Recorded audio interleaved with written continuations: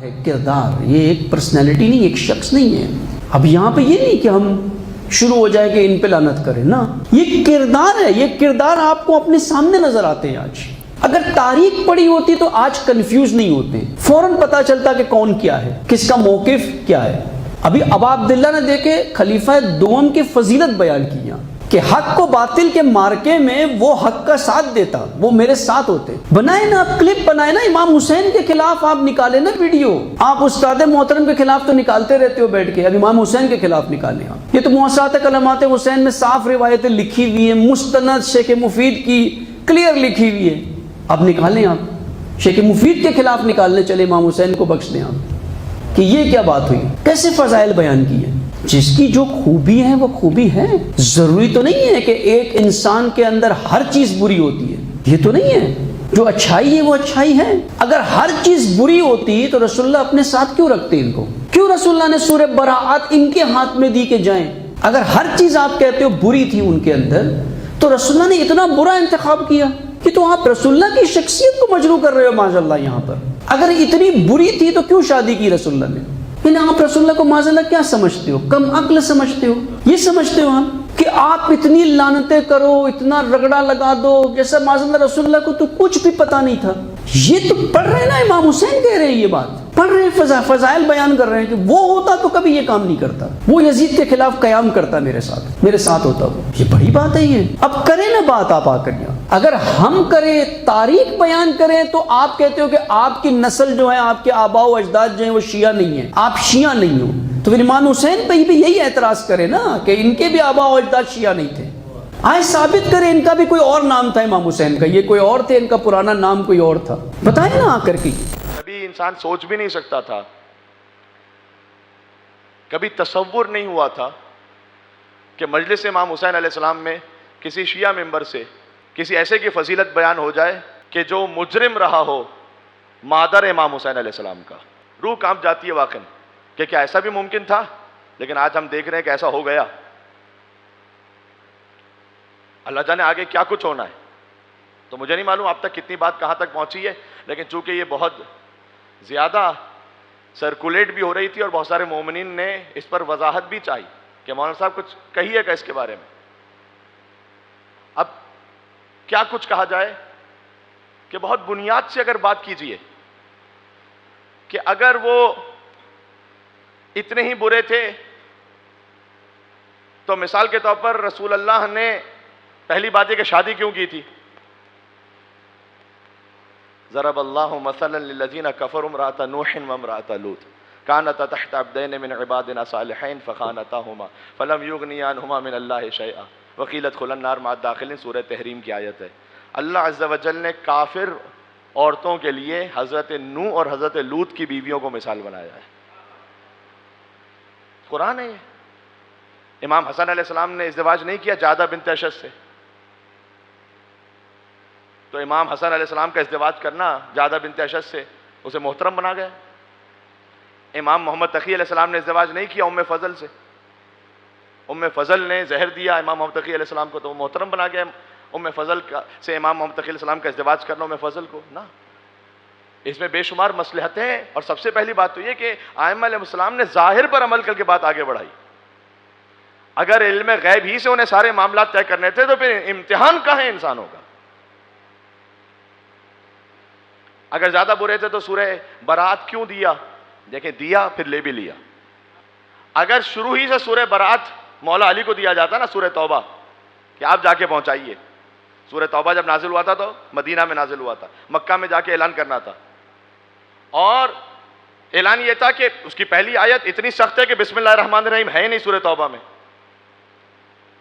کہ بری ہے اللہ سبحانہ و تعالی اور اس کا رسول بھی بری ہے تمام مشرکین سے، بیزار ہے. اگر یہ شروع سے مولا علی کو دیا جاتا نا تو مولا علی کی اہلیت تو ثابت ہوتی، کسی اور کا نا اہل ہونا ثابت نہ ہوتا. یہ بات پہنچ رہی ہے نا؟ ایک مل کے صلوات بھیجیں یہاں سے وہاں تک، حیدر کرار علی ابن ابی طالب علیہ السلام تک. اللہم صلی علی. تو مصلحت ہے، اس سے کسی کا کسی کے فضائل ثابت نہیں ہو رہے یہاں پر. اور اگر وہ جو حدیث بیان کر رہے ہیں اس حدیث کا بھی اگر آپ بیک گراؤنڈ جا کے دیکھیے تو وہ حدیث منابع اہل سنت میں موجود ہے. تو ظاہر سی بات ہے کہ وہ تھیولوجی ڈیفرنٹ ہے. وہ کتاب الفتوح میں روایت موجود ہے, ابن عاصم نے اس کو لکھا ہے. پھر بعد میں مقتلہ خارزمی میں وہ روایت موجود ہے ایلیجڈلی, کہ جس میں یہ کہا جا رہا ہے کہ امام حسین علیہ السلام نے کسی کے فضائل پڑھے, جبکہ وہ ابن عاصم جس راوی سے وہ روایت نقل کی جا رہی ہے اس روایت کے لیے علامہ مجلسی نے لکھا کہ اس کا تعلق شیعہ تھیولوجی سے نہیں ہے, اور علماء نے لکھا اس کا تعلق مذہب اہل بیت سے نہیں ہے. کچھ علماء نے لکھا کہ قصہ گو ہے, داستان پرداز ہے, افسانے بیان کرتا ہے. تو کتابوں میں تو بہت ساری باتیں ہیں. موسوعۃ الامام الحسین علیہ السلام, یعنی امام حسین علیہ السلام کے بارے میں جو انسائکلوپیڈیا ہے, ایوری تھنگ جو کچھ امام حسین علیہ السلام سے منسوب تھا ان سب کا کمپائلیشن ہے. وہ سب کو جمع کر دیا گیا ایک جگہ پر. علماء نے کام اس لیے کیا کہ تاکہ ہسٹری محفوظ رہے کہ کس نے کیا لکھا تھا. دیٹ ڈزنٹ مین کہ جو کچھ اس میں آ گیا ہے وہ یقیناً امام حسین علیہ السلام نے کہا ہے. آپ اس کی سورس تو دیکھیں گے جا کے یا نہیں؟ بات واضح ہو رہی ہے. تو میں اس لیے بہت نہ کسی پہ کوئی طنز کرنا چاہتا ہوں, بڑے ادب احترام سے ایک بات کہہ رہا ہوں تاکہ مائنڈز کلیئر رہیں. اگر آپ مقتلہ خارزمی ہی کی امام حسین علیہ السلام کی اس گفتگو کو پڑھیں کہ جب ابا عبداللہ الحسین علیہ السلام ان میں سکت نہیں رہی تھی, میں مقتل سے پڑھ رہا ہوں اس لیے ہو سکتا ہے کہ آپ کا دل منقلب ہو جائے, لیکن بہرحال میں اس کو اپنے موضوع کے اعتبار سے پڑھ رہا ہوں کہ جب امام حسین علیہ السلام میں مقتل میں کہ سکت نہ رہی کہ وہ کوئی حرکت کر سکیں, اور زمین کربلا پہ تشریف فرما تھے کہ کسی لعین نے پتھر مارا ابا عبداللہ الحسین علیہ السلام پر, اور امام علیہ السلام نے یہ چاہا کہ اپنے پیرہن کو بلند کریں اور اس پتھر سے جو خون بہ رہا ہے اس کو صاف کریں. تو سینہ اتھر امام حسین علیہ السلام وہ واضح ہوا کچھ, تو اس پر تیر چلایا. حرملہ نے یا بعض مقتل میں لکھا ہوا ہے کہ کسی نے تیر مارا اس طرح سے کہ جرد دم کالمیزاب, کہ پر نالے کی طرح خون امام حسین علیہ السلام سے نکل رہا تھا, اور وہ تیر پشت سے امام حسین نے کھینچا. اس وقت اس حساس ترین لمحے پر ابا عبداللہ الحسین علیہ السلام نے فرمایا کہ پروردگار تو گواہ رہنا, فلاں اور فلاں نے مجھے قتل کیا ہے. اللہم صلی علی محمد و علی محمد. بس کتاب میں بھی کوئی نام نہیں لکھا ہوا. ائمہ علیہ السلام بھی, یہ جو میں نے بات کی آپ سے, میں نے کوئی تقیتاً نہیں, جو وہاں لکھا ہوا تھا وہی میں نے آپ کو سنایا ہے. اس لیے کہ ائمہ علیہ السلام بھی چاہتے تھے کہ بات حق پہنچے بھی لیکن کسی فتنہ و فساد کی طرف بھی نہ جائے. لیکن دیٹ ڈزنٹ مین کہ ہم اپنے عقیدے کو چینج کرتے پھریں گے. آپ کو اگر کسی ایک عالم دین کی عزت احترام کو بچانا ہے تو اس کی خاطر امام حسین علیہ السلام کی حرمت کو تو پامال نہ کیجیے, ورنہ پھر رہ کیا جائے گا تشیعوں میں, رہ کیا گیا تشیعوں میں. تو پھر کتاب الکافی کی احادیث کو اٹھا کر دیکھیے کہ جہاں ائمہ علیہ السلام نے صراحت کے ساتھ بیان فرمایا کہ در حقیقت جو کربلا کا واقعہ ہے اس کی روٹس ہیں کہاں پر. زیارت عاشورہ میں فرمایا لعن اللہ امتن اسست اساس الظلم والجور علیکم اہل البیت, کہ اصل تو خدا کی رحمت ان سے دور ہو جائے کہ جنہوں نے بنیاد رکھی ہے اس واقعے کی کہ پھر کربلا کا واقعہ پیش آیا. اگر امام حسین علیہ السلام وہاں ان سے راضی ہو جائیں تو پھر امام محمد باقر علیہ السلام, امام جعفر صادق علیہ السلام کو ضرورت کیا پڑتی ہے زیارت عاشورہ تعلیم دینے کی؟ بات واضح ہو رہی ہے. امام محمد تقی علیہ السلام کو ضرورت کیا رہتی ہے کہ وہ گریہ کرتے ہوئے کہیں کہ کاش میں قبروں سے نکال سکوں انہیں جنہوں نے میری جدہ فاطمہ الزہرا کو قتل کیا. ضرورت کیا رہتی ہے پھر؟ یہ تو امام حسین علیہ السلام کے بعد کیا ائمہ ہے نا. تو ہر چیز کو اس کانٹیکسٹ میں دیکھیں اور یقین فرمائے گا کہ یہ فتنے بڑھتے جائیں گے, یہ معاملات بدتر ہوتے چلے جائیں گے. اگر بہت اچھے تھے, یعنی سوال یہ کہ بھائی اتنے برے تھے تو پھر رسول اللہ نے ساتھ کیوں رکھا تھا بہت سے لوگوں کو؟ اب میں سب کی بات کر رہا ہوں, جنرل بات کر رہا ہوں. تو آپ کے سامنے میں قرآن کی آیت پڑھتا ہوں, وَإِذْ قُلْنَا لِلْمَلَائِكَةِ, اللہ سبحانہ وتعالیٰ نے جب ملائکہ سے کہا کہ اسجدوا لآدم, آدم کو سجدہ کرو, فسجدوا, سب نے سجدہ کیا, الا ابلیس, ابلیس نے سجدہ نہیں کیا, کان من الکافرین, وہ کافروں میں سے تھا. ابلیس اگر اتنا برا تھا تو ملائکہ میں رکھا کیوں تھا اللہ سبحانہ وتعالیٰ نے؟ اسے کیوں رکھا اللہ نے؟ بہت اچھا ہے ابلیس. چونکہ افسوس کی بات یہ ہے کہ جب یہ کہا جائے کہ بھئی کچھ اچھائیاں بھی تو ہیں, تو ابلیس میں بھی بہت ساری اچھائیاں ہیں میرے بھائی. 6000 سال تک تو سجدے کرتا رہا, ایک ہی تو سجدہ نہیں کیا ہے, کیوں پیچھے بڑھ گئے ہو اس کے؟ یہ بات پہنچ رہی ہے. ایک صلوات چاہتا ہوں میں آپ سے یہاں پر محمد و آل محمد پر. اللہم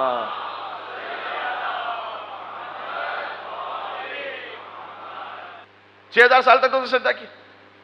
وہ کہہ رہا ہے پروردگار میں یہ ایک سجدہ نہیں کروں گا. اور وہ کہہ رہا ہے اللہ سبحانہ و تعالیٰ سے, کتابیں مثلا بہت ساری کتب میں یہ روایت موجود ہے کہ تو یہ ایک سجدہ مجھے معاف کر دے, پھر جتنے تو چاہے گا روئے زمین پر کوئی جگہ ایسی نہیں ہوگی جہاں تیرا سجدہ نہ کیا ہو. اللہ عز و جل نے جواب دیا کہ اے ابلیس, عبادت وہ نہیں ہے کہ جو تو چاہے, عبادت وہ ہے کہ جو میں چاہوں, وہ ہے کہ جو میں چاہوں. اللہ کو وہ ایک سجدہ چاہیے جو آدم علیہ السلام کے سامنے, باقی نہیں چاہیے. اللہ کو وہ ایک ولایت جو امیر المومنین علی بن ابی طالب علیہ السلام کی وہ قبول کرو, وہ چاہیے مجھے. بات واضح ہو رہی ہے, وہ چاہیے مجھے. باقی آپ کچھ بھی دین بناتے پھر نہیں چاہیے اللہ کو, وہ مجھے ایک ولایت چاہیے. یہ جو خلیفۃ اللہ کو چھوڑ کر اللہ کو مان رہے ہوتے ہیں, تو ایگزیکٹلی ابلیس نے یہی کام کیا. بعض مومنین بھی جو سوال کرتے ہیں کہ مولانا صاحب کیا ضرورت ہے کہ ہمارے ممبروں سے اتنی ولایت پڑھی جائے, اگر ولایت نہ پڑھی جائے تو آپ کے پاس جو توحید رہ جائے گی وہ ابلیسی توحید رہ جائے گی.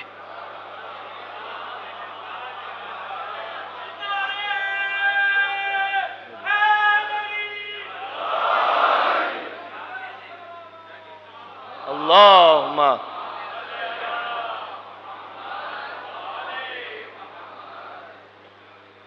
اچھا غور کیجئے گا, سوال یہ ہے کہ ابلیس, اس کے بہت سارے کام اچھے تھے اور یہ غلط کام کیا یا نہ.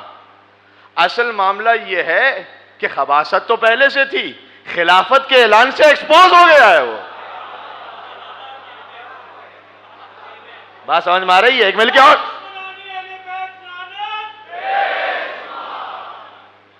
اس پر دلیل موجود ہے میرے پاس, قرآن کی دلیل ہے.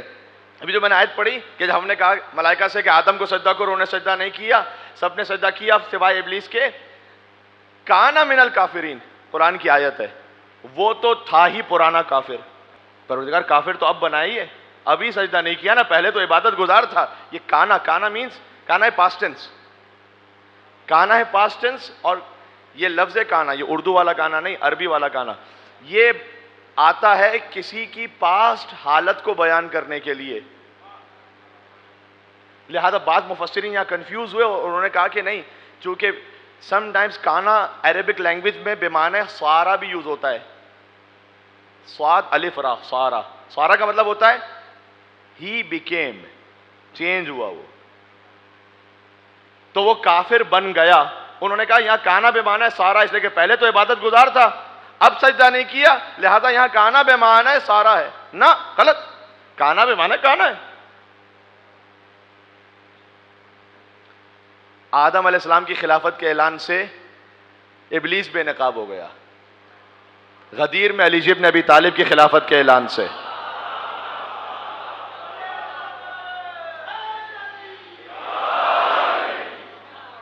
اگر آپ ان عقیدوں کو سنبھال کے نہ رکھ پائیں عزیزوں, فائدہ کیا رہ گیا مجلس امام حسین علیہ السلام کا؟ فائدہ کیا رہ گیا میں کہتا ہوں نمازوں اور روزوں کا؟ منہ میں مار دی جائیں گی اگر علی ابن ابی طالب علیہ السلام کی ولایت نہیں ہے تو. جیسے ابلیس کی نمازیں منہ پر مار دی گئیں. ہائپوتھیٹیکل نہیں کہہ رہا ہوں, اللہ تعالیٰ نے قرآن میں ابلیس کا واقعہ کیوں بیان کیا ہے؟ ابلیس نے سجدہ نہیں کیا تو اسے میری ذات پہ کیا فرق پڑ رہا ہے؟ اللہ کہہ رہا ہے سمجھو, ہم توحید کو اسی سے قبول کرتے ہیں جو ہمارے بنائے ہوئے خلیفہ کی خلافت کو قبول کرتا ہے. ہم توحید کو بھی اسی سے قبول کرتے ہیں. بات واضح ہے؟ اس کی وجہ کیا ہے؟ اس کی وجہ پھر کبھی اپنے مقام پر, تو اتنا بیان کرنا ضروری تھا. اور یہ جو کام کرنے کی ضرورت ہے نا, یہ میں اپنی ماؤں بہنوں سے کہہ رہا ہوں جہاں تک آواز جا رہی ہے, میں ان سے بہت مخلصانہ طور پر کہہ رہا ہوں, یہ آپ کا شاید زیادہ کام ہے اب کہ آپ اپنے بچوں میں مولا کائنات کی ولایت, محبت, ان کے دشمنوں سے عداوت و برات, وہ باتیں جو ممبر سے نہیں ہو سکتی ہیں وہ آپ نے کہنی ہے وہاں پر. یعنی واقعا آپ کا بچہ بغض رکھے سیدہ کے دشمنوں سے, کوئی اس میں تکلف نہیں ہے. یہاں پر ائمہ علیہ السلام نے ہمیں تبرہ بھی سکھایا, تقیہ بھی سکھایا, تو ہمیں اس بات کے لیے خیال کرنا ہے کہ ہمیں کس بات کو کہاں کہنا ہے. لیکن آپ کے گھر میں آپ کے بچے کے ساتھ یہ آپ نے سکھانا ہے. میں کچھ احادیث ہیں جنہیں احادیث فواتم کہا جاتا ہے. احادیث فواتم یعنی کیا؟ میرے لیے بڑی انسپریشن تھی جب اس بات کو آپ پڑھتے ہیں تو گھر کا جو ماحول ہے وہ کیسا ہونا چاہیے. احادیث فواتم کا مطلب یہ ہے کہ راوی ہوتے ہیں نا حدیثوں کے, تو اگر جو راویات ہیں یعنی چین آف نیریشن, انہوں نے ان سے سنا, انہوں نے ان سے سنا, انہوں نے ان سے سنا, وہ سب کی سب خاتون ہو اور سب کا نام فاطمہ, تو انہیں کہتے ہیں احادیث فواتم, یعنی جس میں ساری فاطمائیں ہیں, اور یہ وہ فاطمائیں جو اہل بیت کے گھر کی فاطمائیں ہیں. تو 3 احادیث ہمارے پاس کم از کم ایسی موجود ہیں جو ہم کہتے ہیں احادیث فواتم. اچھا یعنی کیا؟ یعنی بچوں کو میں سمجھاؤں. ایک تو امام رضا علیہ السلام کی خواہر ہیں بہن بی بی معصومہ قم جن کا نام ہے فاطمہ. امام رضا علیہ السلام کی اپنی بیٹی بھی ہیں جن کا نام ہے فاطمہ. تو حدیث اس طرح سے ان فاطمہ ان فاطمہ ان فاطمہ ان فاطمہ ان فاطمہ ان فاطمہ ان زینب ان فاطمہ ان رسول اللہ صلی اللہ علیہ وآلہ وسلم. یعنی وہ فاطمہ جو دختر ہیں امام رضا علیہ السلام کی, انہوں نے سنا ان فاطمہ سے جو دختر ہیں امام موسیٰ کاظم علیہ السلام کی, یہی بی بی معصومہ قم. انہوں نے سنا ان فاطمہ سے جو دختر ہیں امام جعفر صادق علیہ السلام کی. انہوں نے سنا ان فاطمہ سے جو بیٹی ہیں امام باقر علیہ السلام کی. انہوں نے سنا ان فاطمہ سے جو بیٹی ہے امام زین العابدین علیہ السلام کی. انہوں نے سنا ان فاطمہ سے جو بیٹی ہے امام حسین علیہ السلام کی. امام حسین علیہ السلام کی بیٹی نے سنا ان بی بی زینب یا کہیں بی بی کلثوم سلام اللہ علیہ کا لفظ ہے کہ جو بیٹی ہیں بی بی فاطمہ سلام اللہ علیہ کی. انہوں نے سنا اپنی ماں بی بی فاطمہ سلام اللہ علیہ سے کہ بی بی فاطمہ یہ بیان کرتی ہے کہ میں نے سنا اپنے بابا رسول اللہ صلی اللہ علیہ وآلہ وسلم سے. یا اللہ, عجب سلسلہ سند ہے, یہ عجب سلسلہ سند ہے. اللہم صلی علی, سن لیجئے گا. یہ جو چین آف نیریشن ہے, اس چین آف نیریشن سے 3 حدیثیں, تینوں حدیثیں علی بن ابی طالب کی فضیلت پر ہیں. اس کا مطلب کیا ہے؟ ابھی میں حدیثیں سناتا ہوں آپ کو. اس کا مطلب کیا ہے؟ اس سے یہ سمجھ میں آتا ہے کہ اہل بیت اطہار علیہ السلام کے خانوادے میں, مستورات میں, لیڈیز میں آپس میں باتیں کس موضوع پر ہوتی تھی, ہے یا نہیں؟ اس سے یہ سمجھ میں آ رہا ہے نا. یعنی آپ بات کر سکتی ہیں اس موضوع پر بھی. آج کی لینگویج میں اگر کہوں تو کون سا نیا شاپنگ سینٹر کھلا ہے, تو کہاں پر سیل لگی ہے, تو کون سا نیا فیشن آ رہا ہے, ونڈو شاپنگ میں کیا ہے, فلاں آن لائن کیا بک رہا ہے, کیا بیچنا چاہیے, کیا وہ بھی ہو سکتا ہے. سب کچھ وہ بھی کیجیے اپنے شوق سے, میں اسے منع نہیں کر رہا ہوں, لیکن جو اصل کام کی بات ہے وہ تو کیجیے پہلے. دین کی بات تو, امیر المومنین کی ولایت کی بات تو پہنچائیے پہلے بچوں تک. تو بی بی فاطمہ نے سنا بی بی فاطمہ سے, انہوں نے فاطمہ سے, انہوں نے فاطمہ, انہوں نے فاطمہ, انہوں نے فاطمہ سلام اللہ علیہم اجمعین سلام اللہ علیہن. انہوں نے سنا بی بی زینب سلام اللہ علیہ سے, انہوں نے بی بی فاطمہ سلام اللہ علیہ سے, انہوں نے سنا اپنے بابا رسول اللہ سے صلی اللہ علیہ وآلہ وسلم کے حضور نے یہ فرمایا کہ جب میں معراج پر گیا تو میں نے ایک سفید محل دیکھا عظیم الشان, اس پر ایک نور کی تختی لگی ہوئی تھی جس پر لکھا ہوا تھا کہ لا الہ الا اللہ محمد رسول اللہ علی ولی اللہ. جنت کے محل پر. اس حدیث کی جو ساری راویات ہیں وہ فاطمہ ہیں.